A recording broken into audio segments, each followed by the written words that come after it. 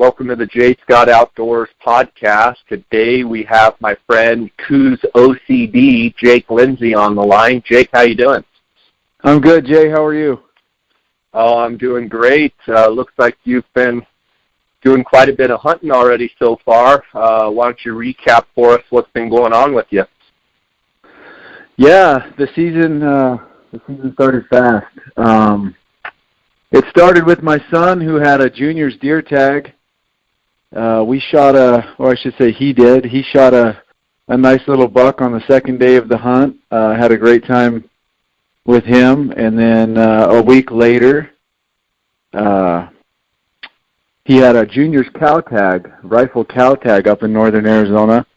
We shot a cow on the first day of the hunt, so I've got a freezer full of meat. And then a week after that is when my deer hunt started. I guess I could back up just a little bit before that. I did help a good friend of mine take a really nice bull out of Unit 10 during the archery hunt. And that was on the first day. So I have a trend going, and my wife would like to keep that trend going, Jay, that I'm done on opening day of all these hunts. I'll bet she would. Bouncing back to a couple things you said, Unit 10 archery elk. So you were up there this year, obviously shooting a bull on the first day. You didn't probably get to see the full grind of the hunt, but what were your impressions up there of Unit 10? I don't know how much scouting you got to do or what, but why don't you fill us in on kind of how that went down? Well, I personally didn't spend much time scouting at all, just the day before the season started. My buddy who did have the tag, he went up there a couple of times and spent some time. This was just two buddies out hunting. I wasn't guiding or anything like that. We saw several bulls the day before the season started. They weren't talking much at all. It was pretty warm, as you can remember. But opening day, we glassed up a few bulls, and then that afternoon we got into some country that we had glassed some bulls up in, and to be honest with you, Jay, we just got extremely lucky with a fantastic bull. Really nice bull that had huge bottoms and giant thirds. In fact, one of his thirds was over 24 inches long. So my buddy was tickled to death. He made a great shot. We recovered the bull the next morning, which we didn't have to. We just kind of played it safe and backed out that evening and recovered a fantastic bull, man. Couldn't ask for anything better on the first day of the hunt. That morning, I should say, on the second day, we did start hearing him talking a little bit more, but we were out of there. We didn't spend much time after that, so I don't know what took place afterwards.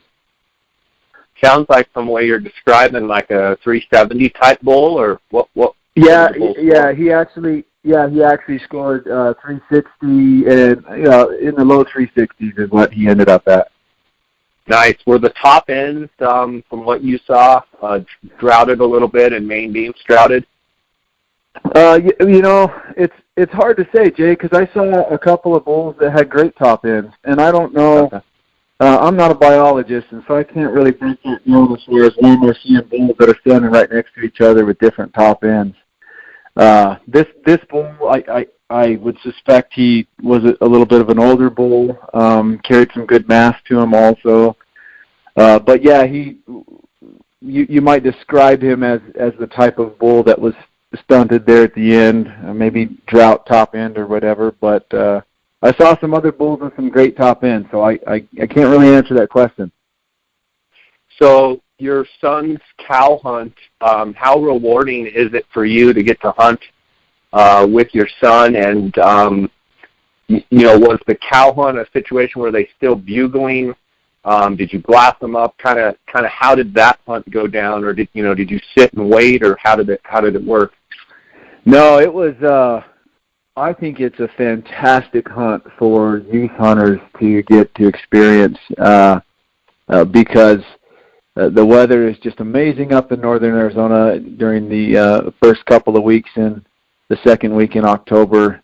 the elk are still bugling, and they were bugling really well for us while we were up there. When we went after these bulls, we went to get out of the truck and just get into some country that we knew were going to hold some elk, and they were just bugling like crazy, man. They were talking really well, so we didn't even have time to set our binoculars and tripods up and start glassing. We just started chasing some bugles and got right in there on them. Awesome. So your feed freezer is full. It's absolutely full. In fact, I just made some meat that I had. You know, you're clearing out the bottom of your freezer is what you're doing to make room for everything else. So I've got a big chorizo and jerky session coming for me over the next day and a half. That's awesome. You mentioned that your son also went on a youth Coues deer hunt. Well, it's, I believe, any antlered deer, correct? Yes. It is. Was that his first buck? No, it's actually his second buck. I don't know if you recall, Jay, but 2 years ago, my son, he was 10 years old at the time, and it was his first day ever big game hunting.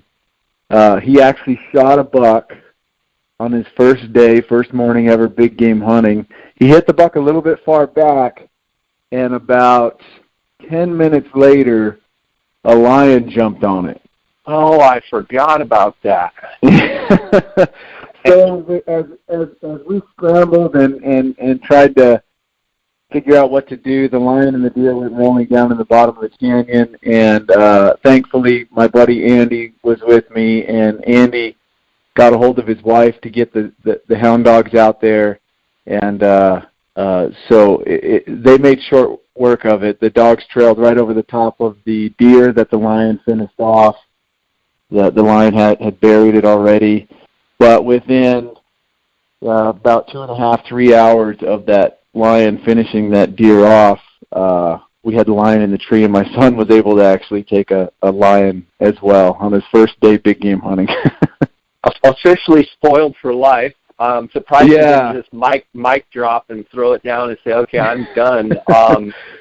So he's already got 2 animals. He's got a cow elk and a buck this year, and then you had a hunt yourself. And I assume I'm looking forward to hearing the story about this buck. Sounds like you have some history with the buck you ended up harvesting.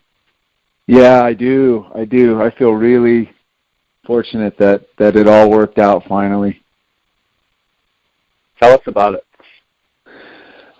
Well, I guess from the very beginning, it started in 2013. 5 years ago, I glassed up this buck, and he was a nice 3-point deer. I could tell he had decent genetics, but he wasn't incredibly old or anything like that. A 3-year-old deer, roughly, maybe low to mid 90s, and anyway, that's when it all kind of started, and then I've just somewhat kept track of this deer in this area for since now. He didn't really turn into anything that I wanted to hunt until 2016.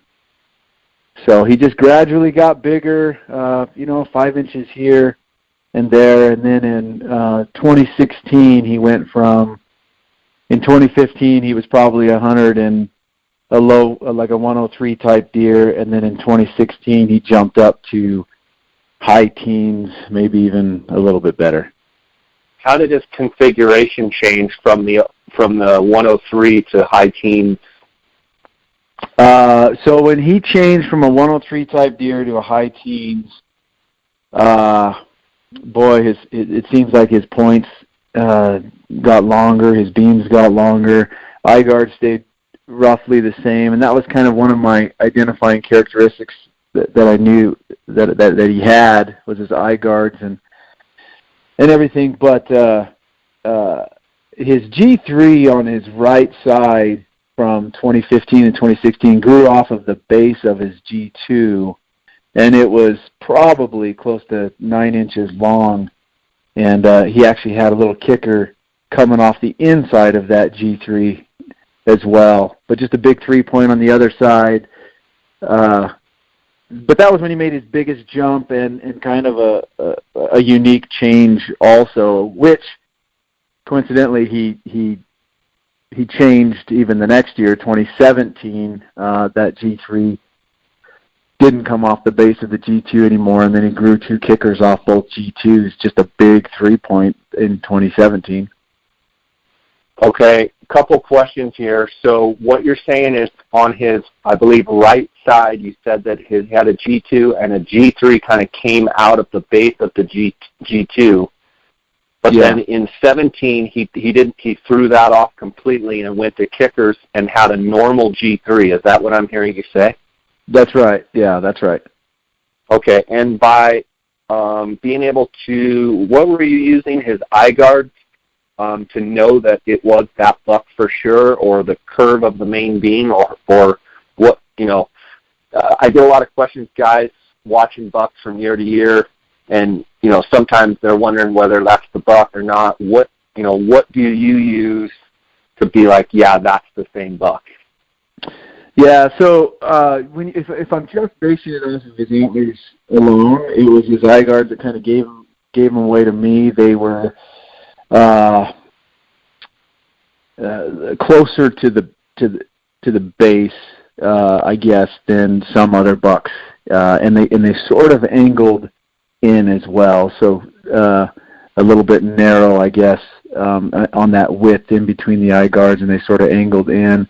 He had a couple of other things too that was unique as well. I don't know when it happened, but at some point he split his right ear, and so that was kind of neat that I was able to follow him with some trail camera pictures, even after he had shed his antlers, and then even in the early growth, knowing that he made it through. He also had something really unique, and I'm kicking myself for this, Jay, but for the last 3 years that I had him on camera, he had this growth on his left hind quarter that was prominent and really stuck out. I don't know what it was, but after I was able to harvest the deer, I completely forgot about it because I really wanted to look at that hind quarter and see exactly what that was, some sort of scar tissue or tumor or something, but it stuck out kind of like a little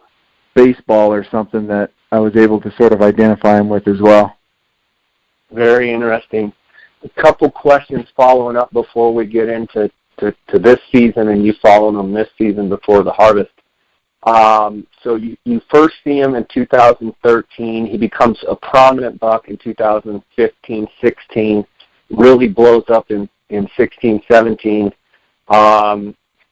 How big of an area was this buck working from summer, spring, fall, all throughout the seasons? Were you able to monitor him kind of, all year long? And how tight of a circle did he run, in your opinion? So, Jay, this is another example of, if you remember the story with Mark Hardy's buck, we hunted Mark's deer for a couple of years, and we were never able to actually glass this deer up, Mark's deer anyway. And it was really similar with this one. I glassed this deer up I glassed this deer up in 2013. And I glassed him up. Jake, I'm losing some audio. I don't know if the phone's angled different, but try and speak into the mic because I'm losing you there a little bit.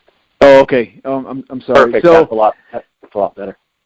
Okay. So as far as the core range of this deer, I glassed up this buck in 2013 and 2014, but that's the last time I glassed him up. I couldn't find that deer in the binoculars, and it was a little bit frustrating.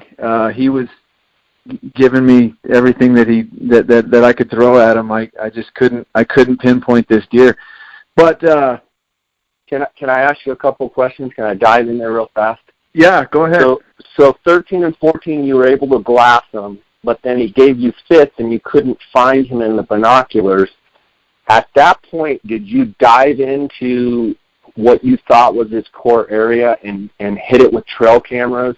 Or what did you do to, you've got a buck, he's going to be a good one, he's starting to take shape, but you can't find him with the binos. What did you do at that point? Yeah, so that's kind of exactly what I did. I put out a couple of more trail cameras in 2016 to try to really narrow down where this buck was living, because in 2015 I couldn't glass him up. And I learned I had some good information in 2016. I had a pretty good idea where he was living, and so anyway, with those two cameras, but I'll tell you, I didn't get him on the other two cameras, and so that gave me the information that I needed, or sort of confirmed that he was living closer to the one camera that I was getting him on. There was one time in January that I got him on another camera, not terribly far from there, but I wasn't too. It was January, those deer travel right a lot more, and so I wasn't as concerned about that. So I did. So that gave me some really good information in 2016. Once again, though, I still was not. I guess I should back up as well. In 2016, when he really blew up, and I planned on hunting him. That was also the same year that my buddy Mark had the really big 130-inch deer that we wanted to hunt. So, and we both had the same tag. The deer were in completely different areas. Obviously, we wanted to hunt Mark's deer first. We made that happen. With some other obligations, I only had a chance to day hunt on the Monday following Mark's harvest, when Mark killed his deer. And I came across a really nice deer that Monday on that day hunt. He was too hard to pass up. He's a 110-inch type deer, and so I took him instead. And then going back and looking at the trail camera pictures of the buck that I was planning on hunting, I realized he was probably actually a little bit bigger than I originally thought, and maybe I should have held out, not shot that other deer, but that's okay. It's all right. Yeah. So back to, this is great stuff. So you set those two cameras hoping to get more photos of them, but you didn't get photos of them.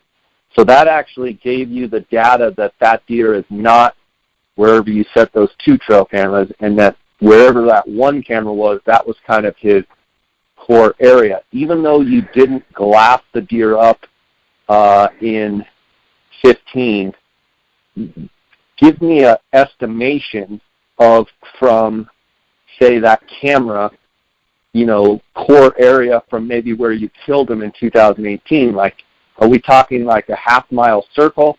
Are we talking like a mile circle? Are we talking like a 200-yard circle? What, in your opinion, would you guess his home circle was? Well, not including the rut. Throw the rut out. Yeah, his core time. Yeah, I'll tell you. I don't think that the camera that he did frequent was his, like, right in his bedroom. Because I wouldn't get him, I would get him about every week.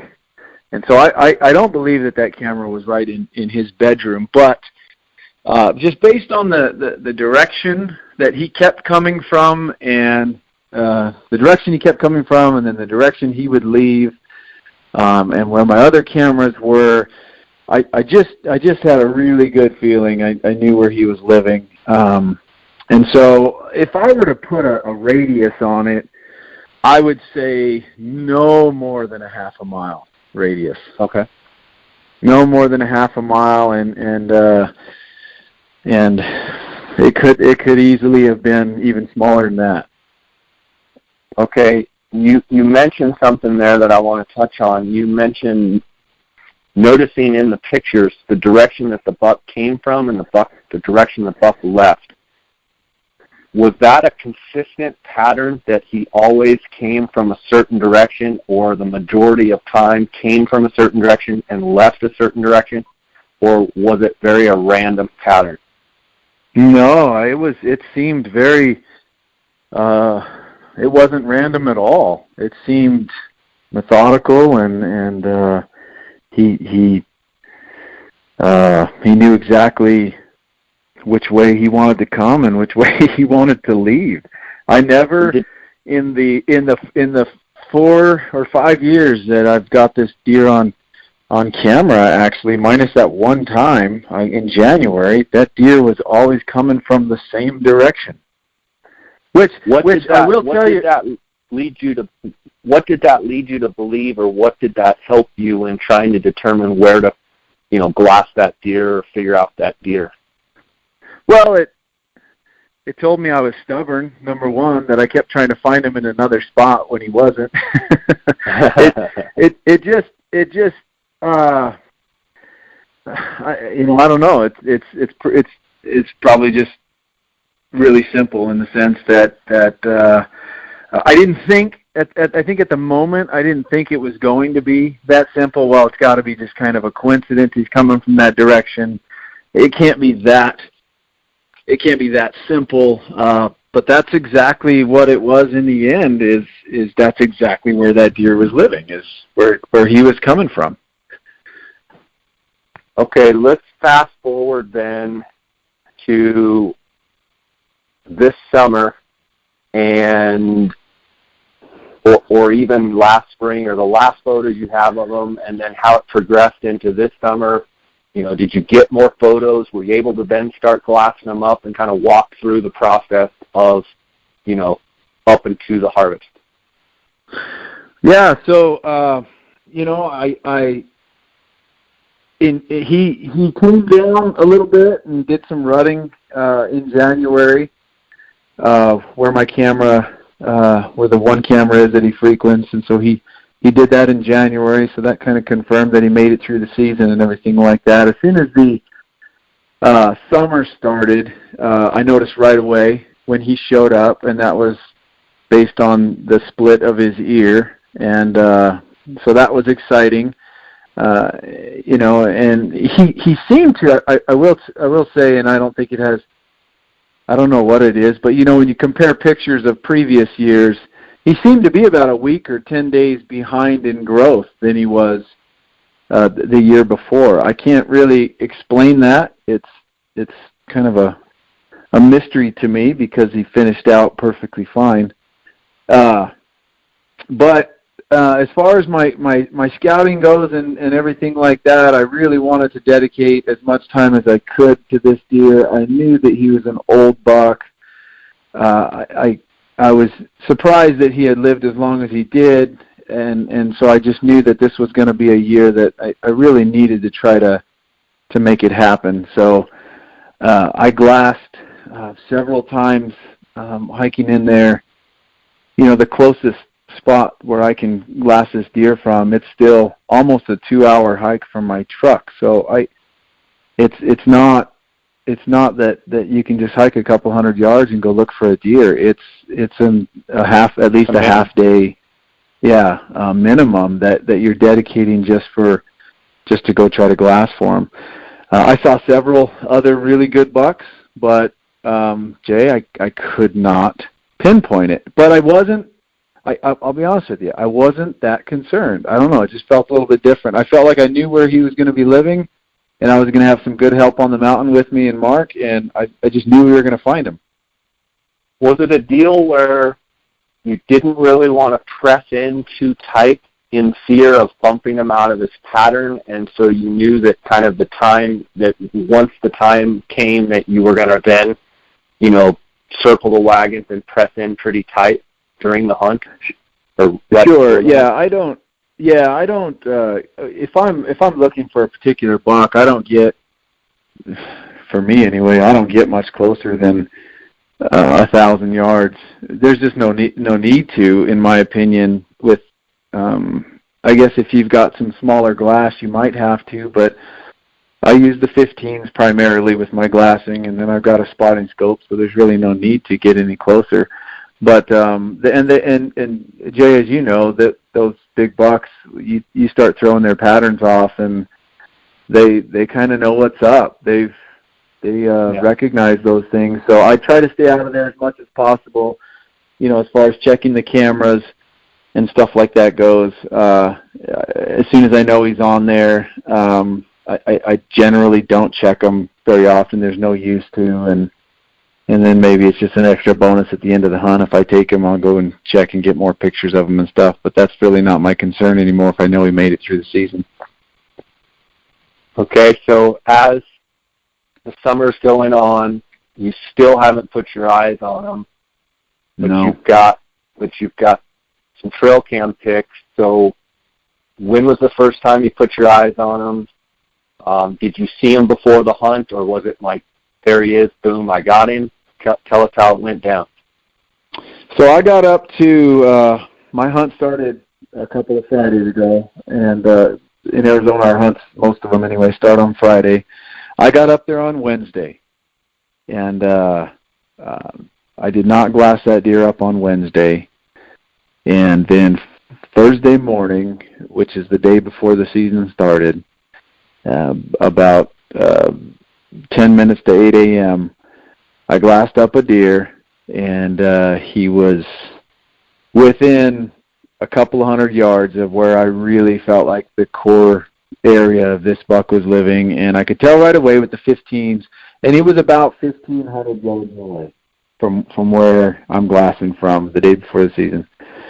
I could tell it was a good deer, and I had just looked up there, 5 minutes prior and didn't see anything, and so I knew it was kind of a new, mature deer that poked his head out, and I put my spotting scope on, and as soon as he turned and showed me his right side, of course, because his right side is really unique, I couldn't believe it. In fact, the first thing I did was hurry and get the phone scope out and videoed so I can prove to Mark that I glassed him up. And so I got a couple of minutes of footage of him, and then I called Mark up and told him I'm looking at him. So it was just, it was exhilarating. It was exciting, really exciting. That's awesome. So up until that point, you had velvet pictures. Did you have at that point, any hard antler pictures, or was that the first time you'd seen him on trail cam photo, and obviously, and in person, hard antlered that year? Well, the last time I went in and looked at that camera, Jay, was the first part of September. So he was on there. He was still in velvet, of course, and that was the last time I checked it. I didn't want to go in there any longer, anymore. Okay. So that was, yes, the first time I had seen him hardhorn. Okay, so now it's roughly 8:30 in the morning, and obviously it's warm temperatures. At that point, did you stay on that deer all day, or what was your standard of practice that whole day before the season? Yeah, so it's funny you mentioned the temperature. So I will tell you that the temperatures for this earlier October hunt were not bad at all. We got some great moisture and great weather that came through, but the temperature, I wasn't even concerned about that. The temperatures were really nice, really mild, and when I glassed him up at 8 o'clock in the morning, I stayed on him until he laid down, and this is the part that will always baffle me. Jay, that deer, he fed until 11:30 in the morning. He never stopped feeding. He never laid down until 11:30 in the morning. So I watched him the entire time, and watched him go into a couple small group of trees, and he didn't come out. Mark got up to me finally about 1:30, 2 o'clock in the afternoon. I showed Mark the trees. We continued to neither one of us really took our eyes off those trees for the rest of the day. When one wanted the glass somewhere else, then the other one would put their eyes on the tree and never let it go. And then did he reappear? He did. I will say the only time both of us did take our eyes off was when we glassed up a really nice Tom mountain lion right below us, and so we got really excited about that. The joke between Mark and I was we were texting Andy, who is the lion hunter, that we were about to shoot it, and of course you tell any lion hunter you're going to shoot a lion with a rifle, they just freak out. But, yeah, sacrilege.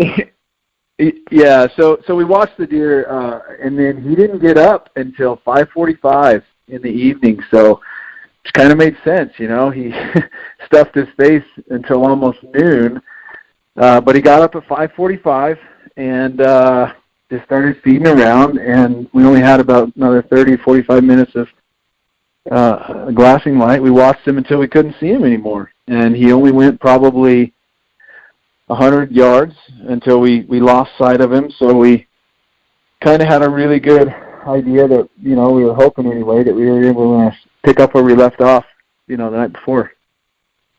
Okay, couple quick questions. So 10 minutes to 8 in the morning, you catch a deer, you catch a body, you can't quite see the rack, you put the spotting scope on, you identify that it's him.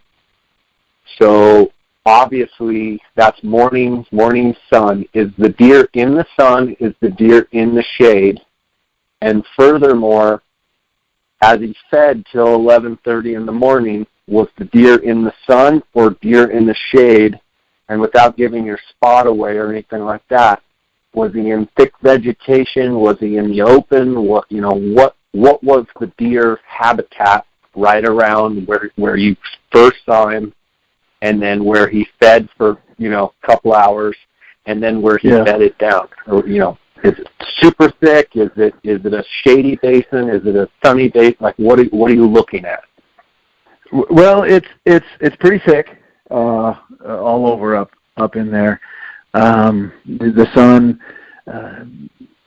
about 9 o'clock, 8:45 or so or whatever, was about the first time his antlers started hitting the sun. He stayed in the shade. The sun was hitting that slope and everything like that, and he stayed in the shade for most of it. And then the sun started hitting his antlers about 8:45 or so, and then he would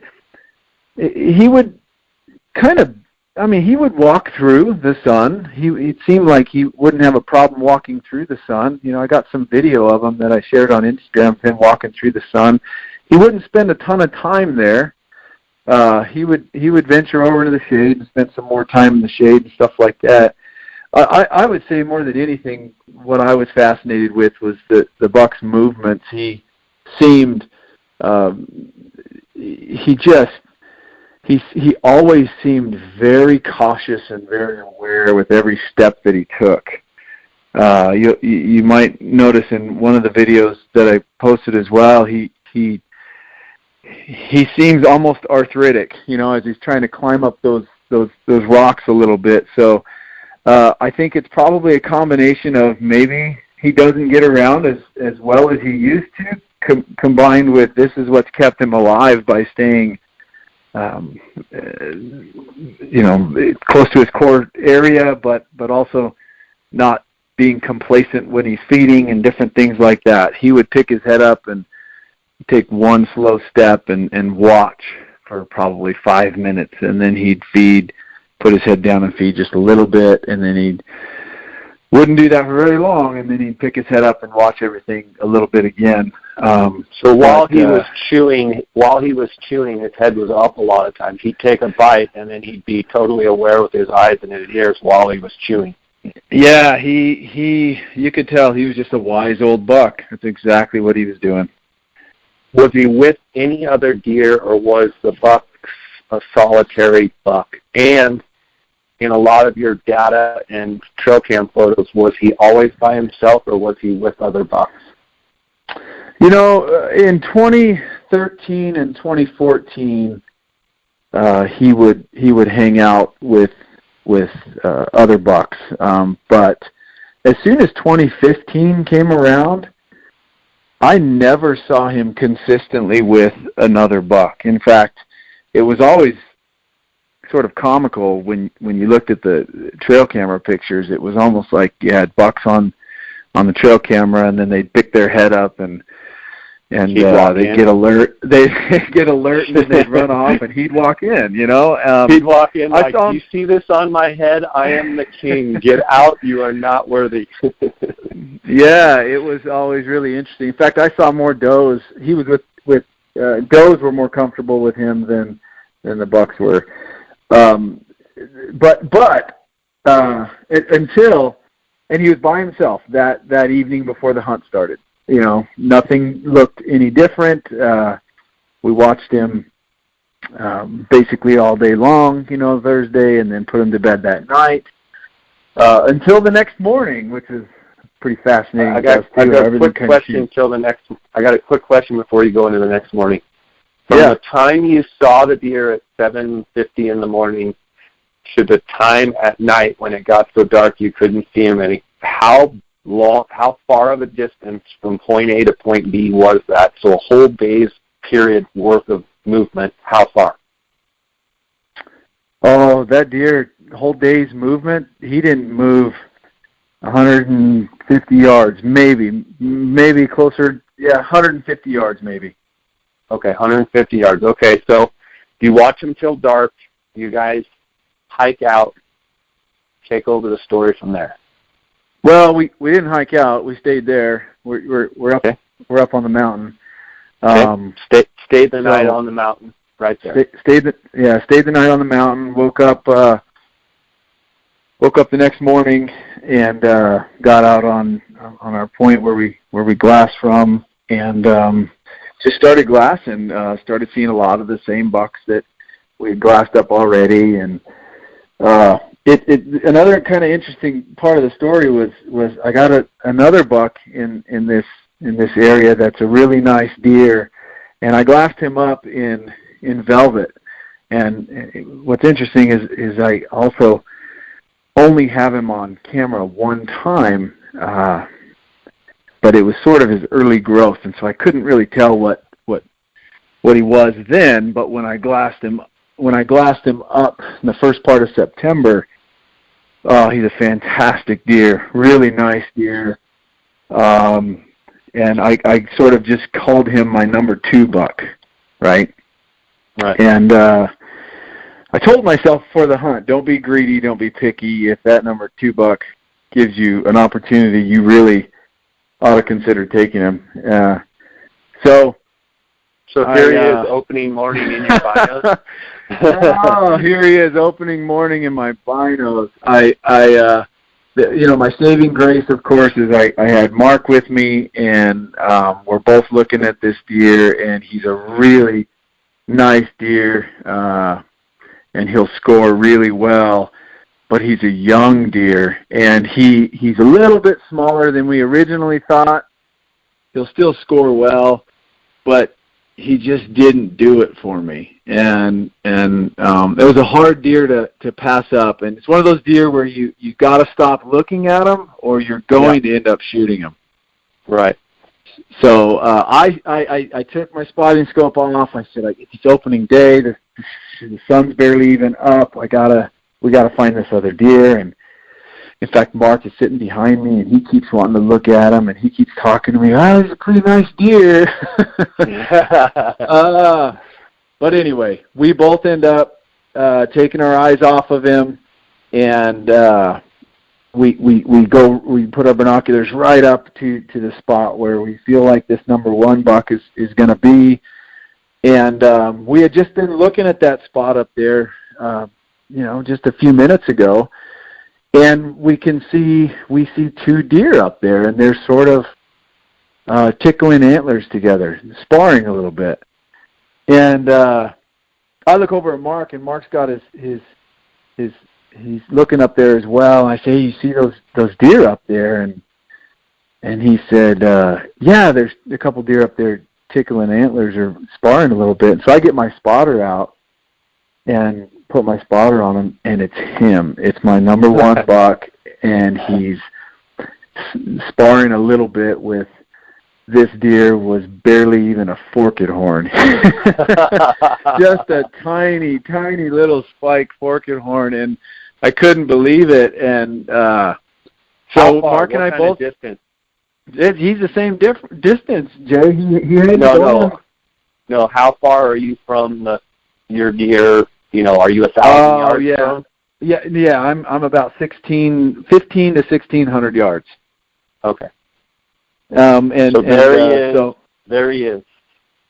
There he is. Yeah. The game plan that we had made before, based on what he did on Thursday, if he does happen to stay up as long as he does, just go after him right away. Why wait for him to bed type thing? And in this country and how it can be so thick and the terrain and everything, it can kind of be difficult to get in close to get a good shot and stuff like that. We figured if he could stay up, we could benefit from that. Yeah. So I started packing up right away, and I think I was bailing off to go after him by 8:15 in the morning. Mark stayed back on the binoculars and watched him the whole time. So I dropped down the mountain and started going after him. And to spare you a few details anyway, I had to climb. I think I ended up climbing when I hit the bottom until I got to where I thought I could glass him up from. I went a total of 2,200 feet elevation. So okay. I've never been sheep hunting, so I can imagine this is similar to what it's like. You know, it's within a couple of hours. You've got to get somewhere, and you got to get there fast. So I went a total of 2,200 feet, and I'm not a mountain goat. I can hold my own, and I won't quit. But it took me several hours to get over there, taking my time. So the buck stayed feeding again until almost 11 o'clock that morning, and then he went into some trees and bedded down. I get to where the hard part about it, Jay, is I'm sort of on the same slope as this buck. Mm-hmm. So you're trying to get the curvature of the slope or different parts of that slope, high points and everything, to look over and try to find this deer. And naturally, whenever you get over there, everything just completely changes, and we're having some difficulty finding this deer. And so as soon as I get to a spot where I think I could see him from, I'm finding it's just not a good spot. At one point I felt like I needed to get up higher to get some elevation to see if I could see him. So I'm kind of walking all over this same slope and this same mountain, and I'm within 400 yards of this deer, and it's making me pretty nervous. Right. The wind is in my favor. I'm not too worried about that. But as you know, when you get in within that 300 or 400 mark, those deer, they've got a sixth sense, man. They kind of know you're there.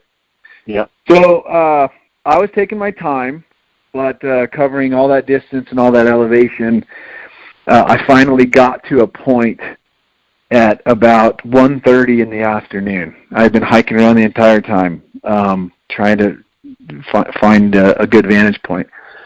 I got to it about 1:30 in the afternoon, and I finally narrowed down where he, with the help of Mark, of course, back on the binoculars, I narrowed down where he was at. There's this really big boulder, and Mark's telling me that he laid down within 75 yards of this boulder. So now I just got to get the right angle. Can I stop you for a second there real fast? Go ahead, Jay. I think one huge tip for the guys out there listening is, if you can have a spotter, that's phenomenal. And if you can establish a common point that you both can see, that you say, yes, it's the big boulder with the mesquite tree leaning out to the left. Yes, that's it. So once you establish a common point, then from there you can say, your spotter can say, okay, from that common point, you either go to another common point, or he says it's 100 yards towards you, to your left or to your right, or down the hill or up the hill, or, go to the right 50 yards. Do you see a pine tree, or do you see a saguaro cactus? Okay, from there, the buck is 25 yards above that. So a good tip for people listening, for some of the newer Coues deer hunters out there, always establish a common point, even if it's chaotic, even if it's, you're panicking because you can't find the deer and whatever. Get a common point. That way, if the deer gets up, you have a common point, and your spotter can say the deer is 50 yards above the common point, or 50 yards below, or left or right. Okay, go ahead, Jake. No, Jay, you couldn't have said it any better. And that's something that was extremely vital, that worked in our favor, is that we established those reference points before I even left. And when you've been looking at the same country like the day before, same 100-yard radius or whatever, the day before, you just memorize everything. And so, yeah, that's exactly what we did before we even left. We had some good reference points and different things. But as you say, when you get over and change your angle, it all looks different. So a good practice is like that day before, which I know you guys did. You guys talked about an orange tree or a yellow bush or a saguaro cactus or a prickly pear or a pine tree. Like, you guys had already talked about common points. So when you get over there and your angle is different, and the only thing that you can see is one of those common points, at least you have one common point. Yeah. Another tip is that day before, take photos on your phone so that when you get over and your angle is changed, you can go, okay, how did that go again? Okay, here's my picture of those common points. Okay, go ahead, Jake. No, you're absolutely right.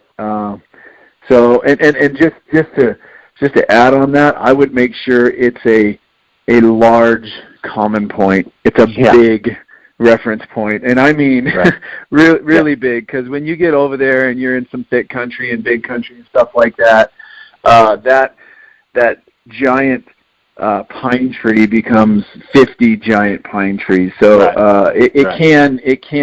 So make sure it's really noticeable. Like this boulder was to us anyway. And even though you're looking at it from a completely different angle, it's pretty recognizable. So finally, I reach a point where I'm about 400 yards uphill from the boulder, and I'm getting a little bit frustrated because I really don't know if I'm going to get the right angle from this slope. I'm almost wondering if I'm going to have to bail off the mountain and just get as close as I can from the bottom, as steep as it is, to where I can still see the tree that he's laying in, and I might have to shoot him from the bottom. And I was really trying to avoid that shot of upwards of 600 yards or so. I know there's a lot of guys that are shooting that far and would laugh and say that that's a chip shot. Well, I don't like to take chances on big deer like that. Yeah.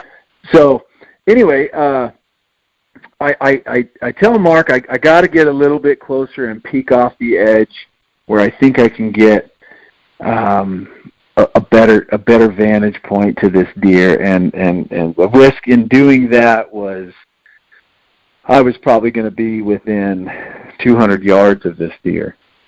And it's something that I don't do very often. I don't like the idea of it, but I felt comfortable given the situation that I was in and location and the wind and everything, that I could at least peek over, see what I've got to work with, and then go from there. Well, I made it down there. I peeked over, I was able to recognize exactly those common points that you were talking about. So I knew that now I just needed to find the right angle. So from there, I sort of side-skirted the mountain and started heading a little bit south. And the plan was to go about 150 yards to the south and get out on this rock face. Well, I only made it about 50 yards, and I look over to my right, and I see the boulder as plain as day, and I can see within a 100-yard radius of the boulder. I got out on this rock face that gave me, like, it couldn't have given me a better vantage point. And it almost made me a little bit nervous. I sort of hit the ground and took my pack off and got out of sight. You felt so close, like, oh, crap, I'm right here. I was so close, Jay. And so I told Mark, I said, hey, I'm gonna hang out right here. I think this is a good spot. Let me start picking some things apart. So I started glassing, and it's funny you mentioned that, because about taking pictures, that's a great piece of advice on how to use technology and everything to your advantage. I remember a couple of other common points that were or things, reference points near this boulder, and then by doing that, I was just able to sort of work it out in my head. If the boulder's right here, if I'm right here and then there's the boulder, then that deer should be, so far, X distance to from the boulder, and there should be this other reference point. And sure enough, I was able to see this black burnt stump that was only about 40 yards from the boulder. And at first I couldn't see it, but then I because of my angle, a tree was blocking it, but I could see the top now of that black burnt stump that was about 6 or 8 feet tall. So as soon as I saw that, I then knew that the buck was the same distance from the boulder to the stump. It was the same distance further away, and within about 3 seconds, I see the butt of a deer sticking out of a tree in the shade. And now he's in trouble. Now he's in trouble. I couldn't believe it. There was so many times about an hour prior to that, just with a lot of frustration in wondering if I had hiked all the way up this mountain and made a poor decision in going up there and getting on the same slope as the deer. Was I going to get the right angle, right vantage point? And there was also a part of me that was thinking, well, is this the buck?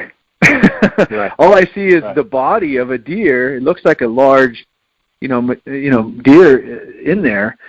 So I actually radioed to Mark, and I told him, I said, hey, I found a deer, and I'm explaining to him where it is, and he said that's exactly where he went, and there was not another deer within 200 yards of him as far as I could see.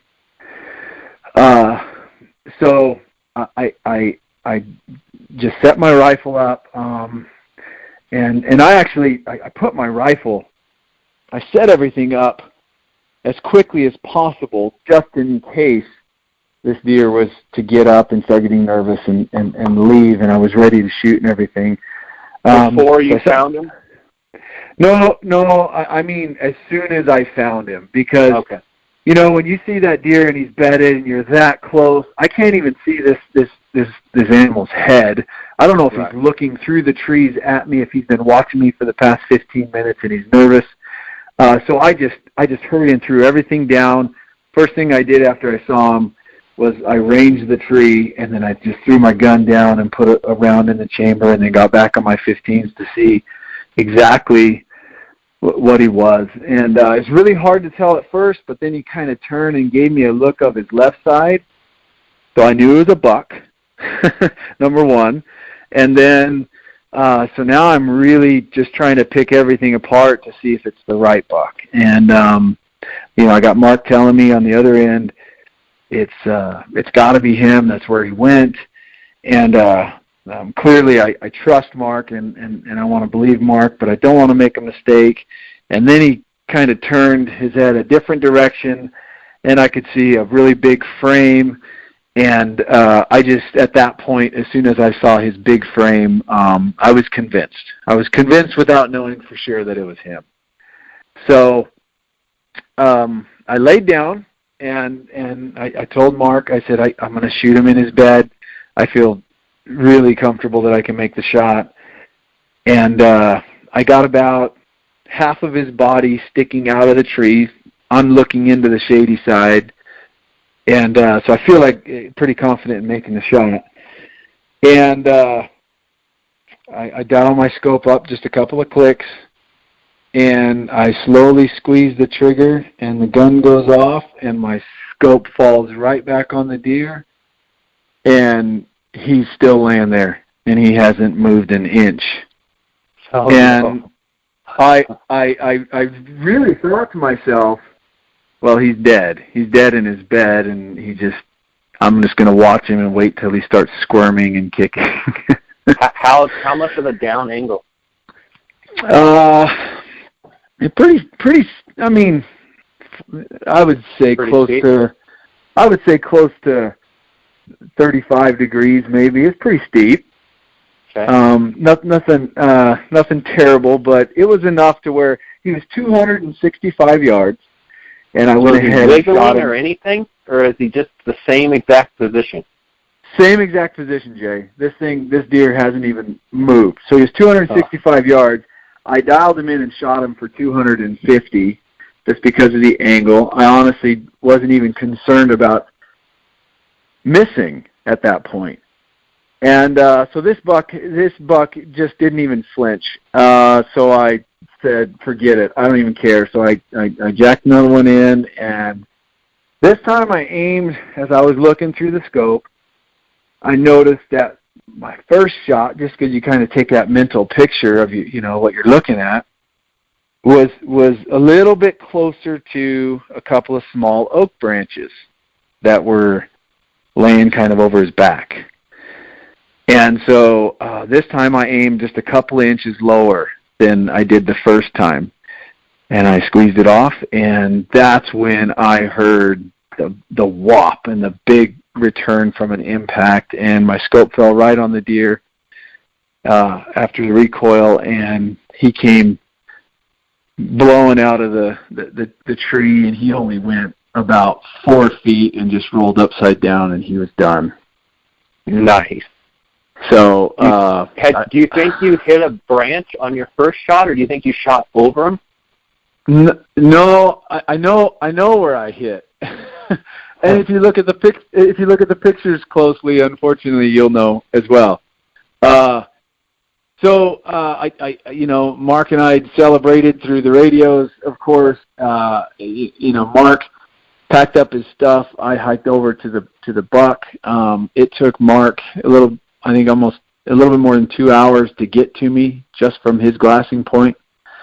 I got over to the buck, and he was done, and I picked his head up, and I shot his G2 on his left side.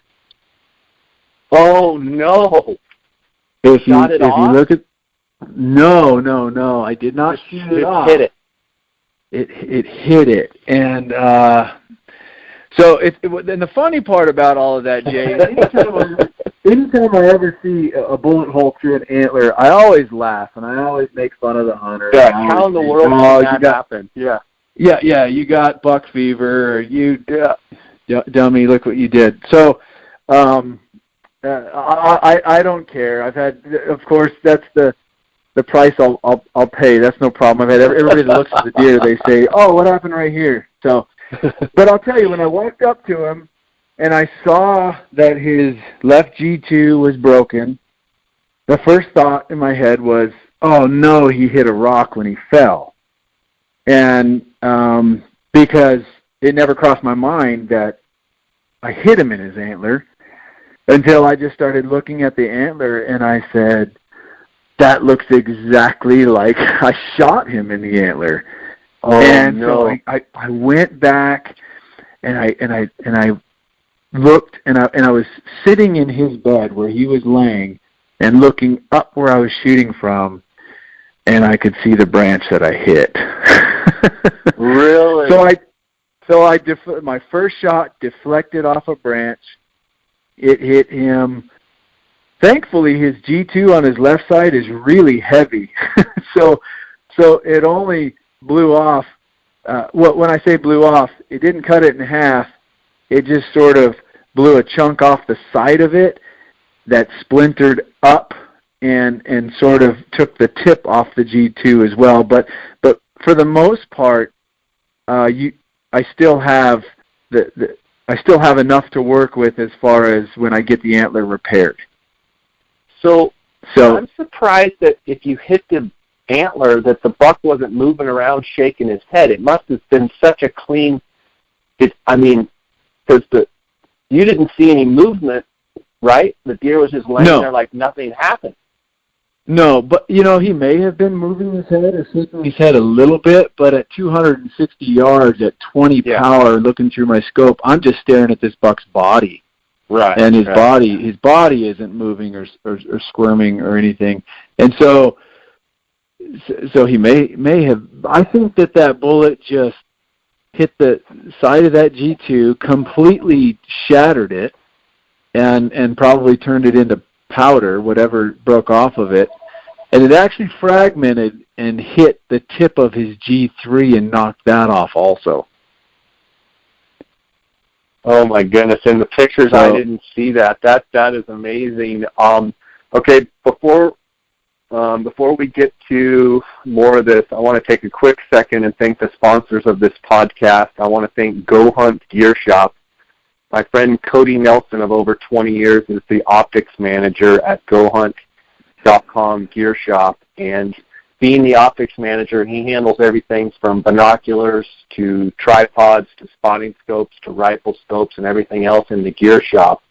If you have any optical needs at all, you can call and talk to Cody specifically. I call him the glassing guru. You can reach him at 702-847-8747, extension 2, or you can send him an email directly. He will get the email himself at optics@gohunt.com, and he's promised me that he will take care of the J. Scott Outdoors podcast listeners. And I get messages almost every day or every other day from listeners that Cody has taken care of, and you'll find his service very good, and he's very knowledgeable, and he can walk through all the different products with you. I want to thank Go Hunt Gear Shop for their sponsorship. I want to thank Coues, that's KUIU.com, Coues Ultralight Hunting, for their sponsorship of this podcast. Canyon Coolers out of Flagstaff, Arizona. If you use the J. Scott promo code, you're going to get a 10% discount at canyoncoolers.com. And then phonescope.com. Jake was just talking about doing some phone scoping of this buck. If you don't have a phone scope, you've got a smartphone and you'd like to take pictures and video, you can go to phonescope.com, use the JScott18 promo code and get a 10% discount. So Jake, here you are in his bed, you've clipped his G2, clipped his G3. Is this like you can find the points, like you looked for them, or like they just shattered? Oh, well, I spent, like I said, it took Mark 2 hours to get to me, and so I had a lot of time over there by myself with the deer to look things over, and I did. On my hands and knees for probably at least 20 to 30 minutes just scouring the hillside. I couldn't find anything remotely close to an antler, so if it was still partially intact, then I never found it. I would be shocked if it was. I just imagine it completely splintered and shattered that side of his G2. Yeah, for sure. I mean, at that distance, for sure. Okay, so Mark. But I will tell you, you mentioned something. You mentioned something, Jay, about the phone scope. When I was looking at the deer through the 15s at 265 yards before I was about to shoot, the most amazing thing about that phone scope is, it works as a phone case basically as well. And so I already had the case on my phone, and just like that, I was able to slip that phone scope onto my 15s and hop and try to and hit record, to where I thought, this is going to be really cool. I'm going to get one of the biggest bucks that I've killed on video, 260 yards, laying in his bed. I'm going to get the shot. It's going to be awesome. Until I was getting out of my tripod, and I kicked my tripod over, and my phone scope fell off the binoculars, and all hell kind of broke loose at that point. So I was so overly concerned about making too much noise, that I ended up making way more noise than I ever wanted to. And so at that point, I couldn't risk trying to get it all back together and get the binoculars and phone scope on the deer so I could record the shot. So I do have a short segment, about 20 seconds, and every time I watch it, or I let anybody else watch it, we almost laugh out loud. It's just so funny to see how it was working out, and then all of a sudden, the chaos or whatever. So everything looks perfect till you kick the tripod. Yeah, I know. But anyway, so I looked for the antler. I could not find the antler, so I just assumed it was completely gone, and just hoping, or just grateful for good taxidermists, I guess. I'm looking at your Instagram account right now. For those listeners, I'll link it up in the show notes, but it's Coues OCD, and this is a big frame deer.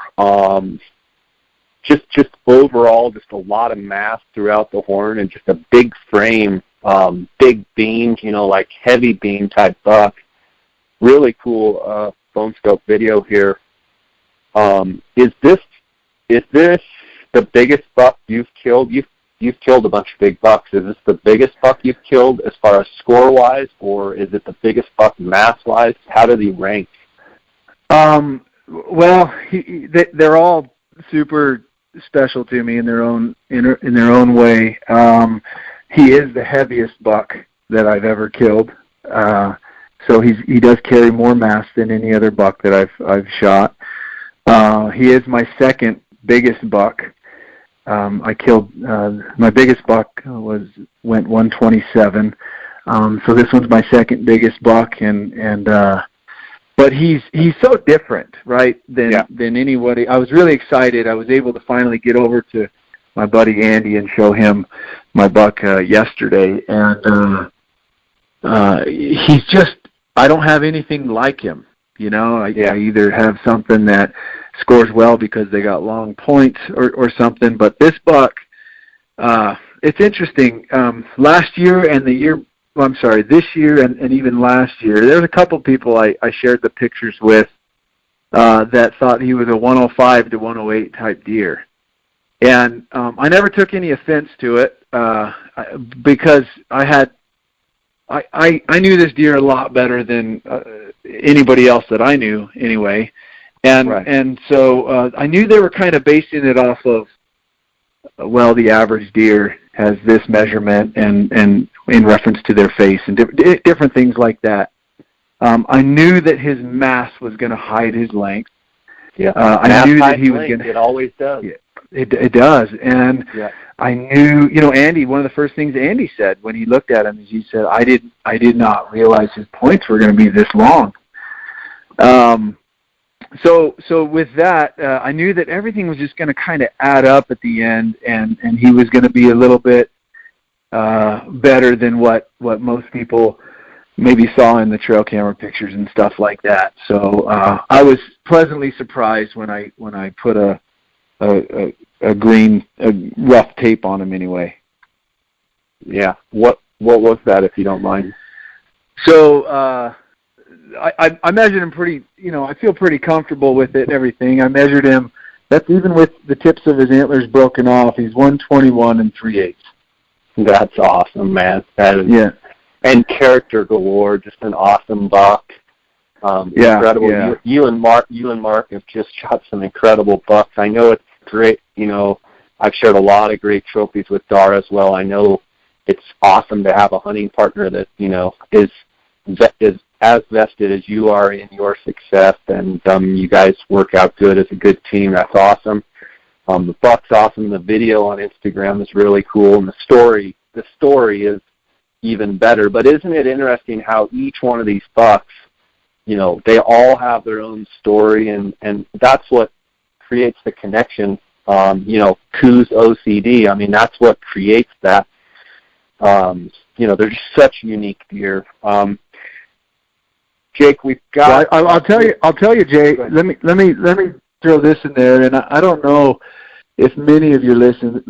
I don't know if most of your listeners will actually be able to appreciate this. I hope someday that they can, because it's just really neat. It's always bittersweet when you take an animal that you've been watching for so long. You get into this routine of, there he is, got him on camera, you break him apart, on camera, and you start scoring him. It's always fun to go back in there and check your camera again, and he's always on there again. A couple days ago I was going through some trail camera pictures, and there he was, and it was more bitter than it was sweet, knowing that I'm not going to get this deer on camera anymore. So I hope that your listeners can experience that someday, and that passion can grow a little bit. But it's also, like I said, very sweet that I was able to take a buck of this age class, and that I had such a history with, and that it all worked out the way that it did. So super happy with it. Don't get me wrong with that part. Yeah, for sure.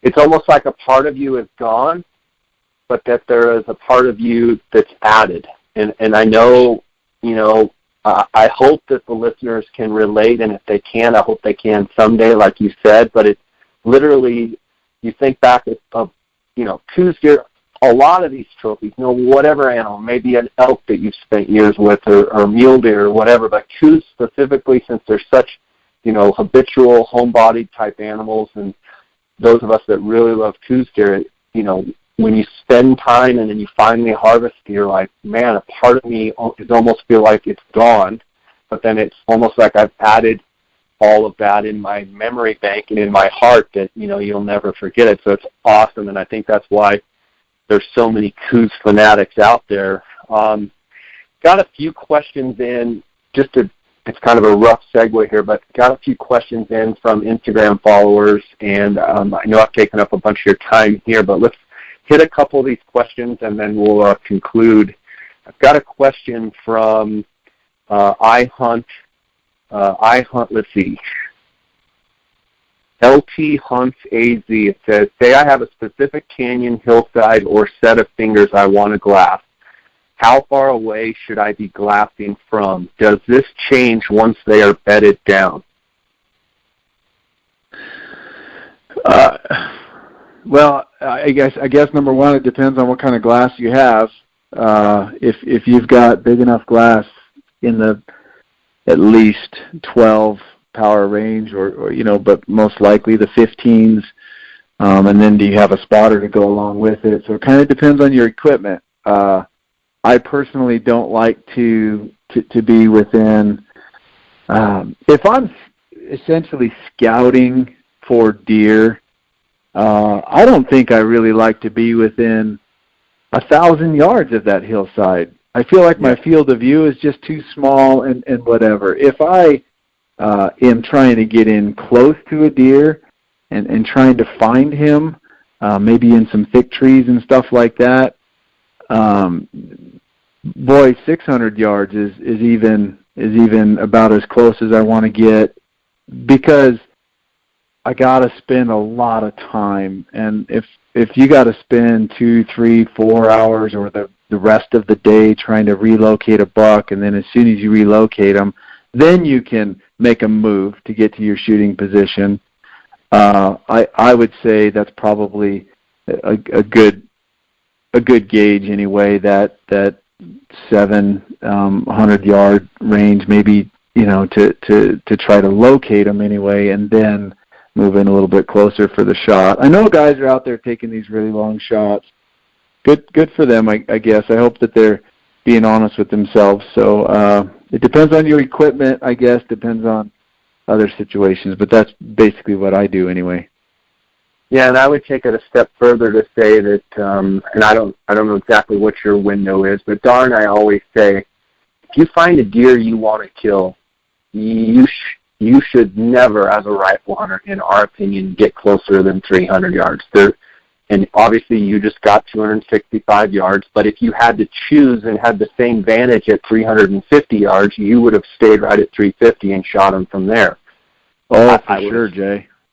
So we always say don't get closer than 300 yards. Once you get inside that 300-yard barrier with Coues deer, all sorts of problems happen, and they usually can hear you, smell you, see you, pick you up. So stay outside of that 300 yards, and just like Jake said, I would agree, there's no reason to get close to a deer. I like glassing from, 800, 900, 1,000, 1,500, a mile away. And then, if you feel like you need to get in and look into a thick hillside or slope, I rarely am trying to get much closer than, 700 or 800 yards from a hill. Yeah. And like Jake says, if you've got 800 yards glassing into anywhere, you can pick it apart. You get too tight, not only are they going to pick you out, but your field of view shrinks up, and I just think you have a better perspective if you stay further away. And then to reiterate, there's no reason to get tight to a deer. If you can shoot proficiently between 300 and say 450 yards, there's no reason to get closer. So get a good vantage, at 350, 375, 400 yards where you've got a good field of view. One thing, I'll go back to when Jake was sneaking in and he got to the rock pile, and I believe he was 265 yards, and he said, okay, I can see everything. One thing that I'm sure Jake does routinely, he might not have done it in this certain circumstance, but one thing that I will do is I know the boulder, I know the buck is in my field of view, I'm 265 yards, or say I'm 365 yards, but in essence, he's in my zone. I know that if the deer got up and started feeding in the wide open, I could lay down and shoot him. So what I would do, kind of even before, and I'm sure you probably glassed first because you wanted to make sure you had the angle, but if you already have the angle, set your pack down, get your coat out or whatever, get your bag of food or your water, so that if you have to sit there all day, get your rifle and get it set on the pack, maybe even load one in, maybe not, put the safety on, but in essence, have the gun set up on the pack and ready, so that if all of a sudden your buddy comes on the radio and says the buck's up and he's feeding in the wide open, you're already set up. Your gun is already there, and all you have to do is drop in, click the safety off, and shoot the deer. So that's exactly right. Hopefully those tips will help on that question. Next question is from Jesse_Parks. Jake, how far do you typically hike in for a specific glassing spot? And I would take that a step further and just say, I think what he's asking is, for hunting Coues deer, how far do you hike before you start glassing, I think is what he's asking. Yeah, it varies, Jay. It varies on if I'm hunting for myself, if I'm hunting for my son, if I'm guiding a specific hunter, or what kind of animals. If I'm hunting for myself, I'm generally hunting for a specific deer, and I go as far as I need to in order to get the best vantage point. And I can just tell you, in my experience, I can't seem to find these giant bucks close to a road, and so I don't know how these guys are doing it when they're glassing from the pavement, but that's just the country that I hunt in, or the unit or whatever accessibility that I hunt in. So like I had mentioned earlier, the closest spot to really get a decent look into this, which isn't even the best look into this country where this buck was living, it would take me almost 2 hours to get there. And so I wouldn't say that's average, but if you're hiking consistently, or if you're steadily hiking for 30 plus minutes, then you're at least getting away from these roads that quads and side by sides and trucks and everybody else is going to be driving on.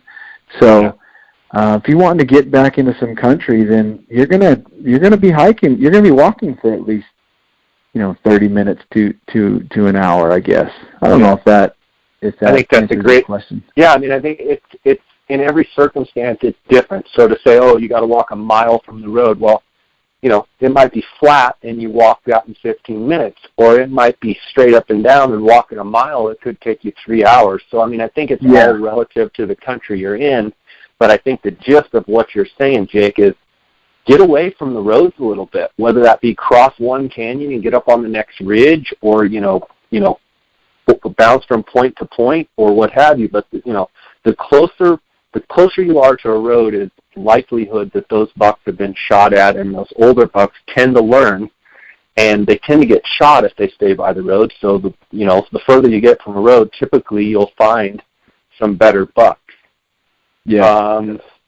We'll finish up with one more question here, and that is, this is from Ecker307. He says, I missed a great buck last year. What's the chances, if still alive, will that buck be in the same area on this hunt? So what I'm reading between the lines, if he shot a buck on a particular hunt, he's got the same tag, and obviously he's speculating that if the buck is alive, what are the chances of that buck being in the same spot, in your opinions? Well, so his name's Ecker307. Isn't that like Wyoming area code or something? Yeah. I don't know.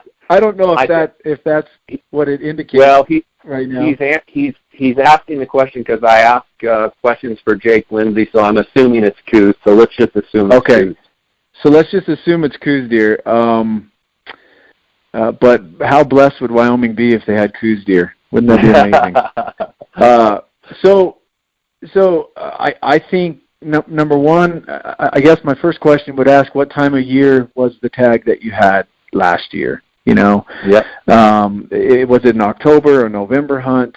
And even the first part of December, these bucks can still hang around their home range. If it was towards the end of December, I would be less comfortable in saying the buck is still right there. But I would say just in general, you would be crazy to not go back right there where you saw that deer. And when I say right there, if you took that shot, if you found him because you jumped him up at 200 yards and you shot at him, don't go right there. Get back 600-700 yards and start looking in the same general area where he's where you found him. If there's any water close by, maybe you can use that to your advantage as far as I personally don't put trail cameras on water. I think it's you're asking for somebody to steal your camera. But that's what I would do. I'd look at travel routes and different things like that, and you could put some cameras up, and who knows, you might catch them. Yeah, and I think taking that a little bit further or clarifying what you're saying that if it was, late December where they were potentially rutting, normally about the first week of December or so, maybe mid-December, those deer have a tendency to go start traveling and looking for does, and they leave what you're calling their core or home area. And so if it was a late December hunt, after Christmas, dang sure go back there and try and pick it apart and try and find them. The likelihood is more likely if it's an October, November, or even an early December hunt, that if you found that buck and you shot at him and you missed him, that's probably his home and core range, is what I'm hearing you say, and I totally agree with you, Jake. And people need to understand, absolutely. Like, if you're new to Coues deer hunting, if you're hunting in October and you see bucks, more than likely bucks that are not running, that are not spooked, that are feeding and just being deer, more than likely you're glassing that deer in his home range. Now, you could have spotted a buck that just got spooked by a hunter 4 ridges over, and all of a sudden he's running and they finally stopped, and you just happen to glass him up. But more than likely in those October and November hunts, you are seeing deer that is where they live. So if you find a big buck, we always say if you find a big buck in the early season, if you have enough time, more than likely you can get that deer killed, but it takes a lot of persistence and patience, because a lot of times, like Jake was saying, that deer, he watched him move the day before the season. He didn't move more than 150 yards all day. Well, you gotta remember too that 150 yards was a couple hours in the morning, and it was say an hour in the evening, and that's not a very big span of distance. So they're not moving a ton. But the good news is, if you find a deer, and especially a big deer, they're probably not going to move more than a couple 100-yard circle of where you saw them. So I would always say go back to ground zero, just like Jake said, get 600, 700, 800 yards away, start looking into the country from a distance and try and cover every angle, and hopefully you turn up that buck. Yeah, I think people are stuck. Something that has always helped me out is, I don't think Google Earth didn't exist when I started hunting, and I really did enjoy looking at topo maps and looking at the terrain and different things like that. I always thought it was fascinating, little tiny nooks and crannies that you couldn't really see when you were looking up at the mountain, but the topo map showed you something a little bit different. And so I always thought it was kind of cool, as when I first started hunting, guessing games on, wow, I saw a buck run around this mountain. Look, there's a tiny little crevice over there. That's where I would hide if I was a buck, right? And so I still, to this day, I love my topo maps, like the apps on my phone and stuff like that. I use those a lot. So don't underestimate the value of what those topo maps and looking at maps and everything can provide, because they might give you a little bit. You can see a little bit of of elevation to where you can see into that canyon where you thought maybe you weren't going to have a look. So I would definitely consider that. Absolutely, that's a great tip. Moving forward, what else do you have this season, and what's your outlook for the rest of your season here? So my dad's got a deer tag that I get to go out with him here in a couple of weeks. So that actually next weekend. So that should be kind of fun. I don't get to hunt with my dad as often, so I always enjoy that. Good. And then I am going to guide a couple of hunters for Pat Felt, Arizona Guided Hunts, who I do a couple hunts for every year. A couple whitetail hunters, Coues deer hunters down in southern Arizona.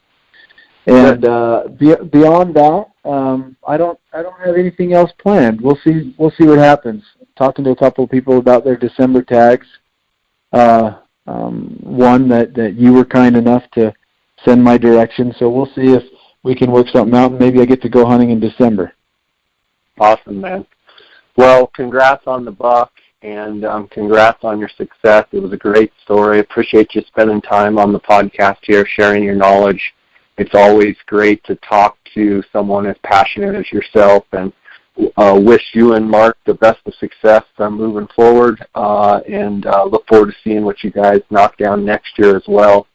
But yeah, just thanks for sharing with us, and I guess the only thing I got to end with is how bad are my Sun Devils going to beat up on those Wildcats here in a couple weeks? Oh man, it might be pretty ugly.